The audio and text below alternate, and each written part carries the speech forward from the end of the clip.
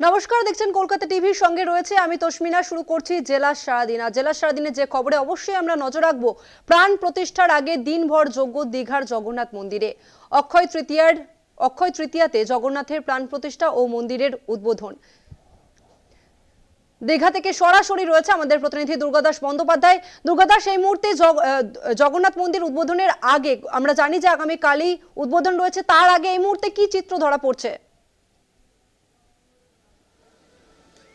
দেখো, এই মুহূর্তে তোমায় বলা যেতে পারে যে সকাল থেকে যে পুণ্যযজ্ঞের কাজ শুরু হয়েছিল, মুখ্যমন্ত্রী মমতা বন্দ্যোপাধ্যায় সেই পুণ্যাহুতি দেওয়ার পর সেটা সমাপ্ত হয় এবং সারা দিন ব্যাপী চাঁদের হাট হয়ে আছে এই সাগর নগরী দীঘা।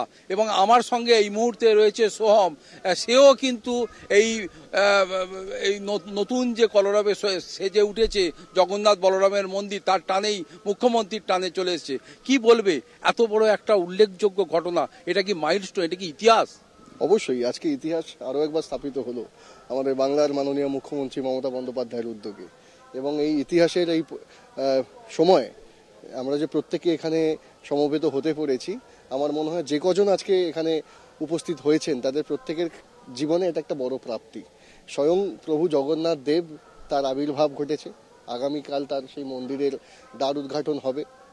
তো সুতরাং এটা আমাদের কাছে একটা চরম প্রাপ্তি এবং এটা আমার মনে হয় যে শুধুমাত্র বাংলা নয়, গোটা বিশ্বের কাছে, বিশ্বব্যাপীর কাছে, বিশ্ববাসীর কাছে এটা একটা অভিনব পাওনা এবং প্রাপ্তি। একটা বিষয় সেটা হচ্ছে যে বাঙালি সে তো প্রায়শই প্রভুর টানে চলে যান পুরীতে জগন্নাথ দেবকে দর্শন করতে। মুখ্যমন্ত্রী মমতা বন্দ্যোপাধ্যায় শ্রীক্ষেত্রটাকেই তুলে নিয়ে চলে এলেন খোদ দীঘাতে। এর পেছনে কি কি কারণ থাকতে বলে তোমার স্বাভাবিক?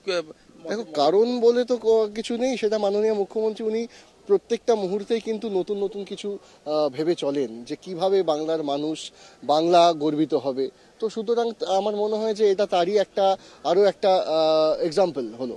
তো সুতরাং সেই ক্ষেত্রে তিনি সেই উদ্যোগটা নিয়েছেন এবং আজকে বাংলাব্যাপী কেন গোটা বিশ্বব্যাপী কিন্তু আজকে সেখানে যেতেন পুরীর জগন্নাথ মন্দিরে প্রভুর আশীর্বাদ নেওয়ার জন্য।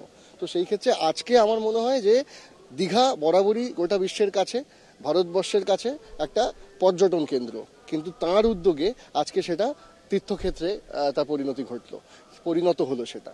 তো সুতরাং প্রত্যেকে, আমি যেহেতু এই জেলার একজন সদস্য, তাই সবাইকে আমি আহ্বান জানাবো, আপনারা প্রত্যেকে আসুন, প্রভু জগন্নাথ দেবের আপনারা ভোগ নেবেন, আশীর্বাদ নেবেন এবং প্রভু আমাদের সর্বব্যাপী সবাইকে ভালো রাখুক, সুস্থ রাখুক। আরও একটা বিষয় সেটা হচ্ছে যে মুখ্যমন্ত্রী মমতা বন্দ্যোপাধ্যায় সম্পর্কে নিন্দুকরা এবং এ রাজ্যের বিরোধী দল একটা অপপ্রচার করে এবং তারা বলে যে কোনো একটা বিশেষ সম্প্রদায়কেই নাকি তিনি প্রাধান্য দেন, তার হয়েই সব কিছু করে। কিন্তু আজকে এত বড় একটা কর্মকাণ্ড, তাদের কি ধরে এনে দেখাতে হবে নতুন করে যে কি করেছেন উনি? অ্যাকচুয়ালি ধরে এনে দেখাতে হবে না, তারা সবটা দেখতে পান, সবটাই বুঝতে পারেন, কিন্তু যেহেতু নিন্দা করতে হবে, যেহেতু বিরোধিতা করতে হবে এবং তাদের বিরোধীদের কোনো রকম একটা তো পয়েন্ট নিয়ে একটা রাজনৈতিকরণ, এবং তাদেরকে দেখবেন যে যা কিছু নিয়ে, সেটা ধর্ম বলুন, সেটা মানুষে বিভেদ বলুন, সৃষ্টি করা সেটা ভগবানকে নিয়ে বলুন, তারা সব কিছু রাজনীতি করে। এবং অ্যাটলিস্ট এইটুকু অনুরোধ থাকবো যে মানুষ হিসেবে রয়েছেন, এইটুকু বিবেক আপনাদের জাগ্রত হন যে দয়া করে ভগবানকে নিয়ে রাজনীতিটা করবেন না, সবাই মিলে আসুন, সামিল হন, বাবার থেকে আপনারা আশীর্বাদ নিন, যাতে আগামী দিনে আপনারা ভালো করে চলতে পারেন, সুস্থভাবে থাকতে পারেন। আগামীকাল দ্বার উদ্ঘাটনে মুখ্যমন্ত্রীর পাশে থাকছেন? নিশ্চয়ই, এত আসবো তো বটেই, নিশ্চয়ই। অতএব এই যে অপপ্রচার, এই যে বিভিন্ন ধরনের কথাবার্তা, কিন্তু তারপরেও একটা বিষয় কিন্তু পরিষ্কার করে দিয়ে গেল সোহম, যে সে হয়তো অভিনয় জগতের লোক, কিন্তু সেও বুঝেছে যে মুখ্যমন্ত্রী মমতা বন্দ্যোপাধ্যায়ের চিন্তা ভাবনা, তার যে মানসিকতা, সেটা একদম অন্য রকমের। সেই জন্যেই তিনি শ্রীক্ষেত্রকে তুলে নিয়ে চলে এসেছেন এই দীঘার বুকে সাধারণ মানুষের জন্যে। আগামী দিনে শ্রীক্ষেত্র ঠিক যেভাবে প্রভুর পূজা উপাচার হয়, প্রতিদিন 56 ভোগ হয়, যা কিছু হয় রিচুয়ালস মেনে, আগামী দিনে এই দীঘার বুকেও কিন্তু একইভাবে এই রিচুয়ালসগুলো মেনে এই নতুন শ্রীক্ষেত্রের যে জন্ম হলো, সেখানেও প্রভুর একইভাবে পুজো আশ্রা হবে।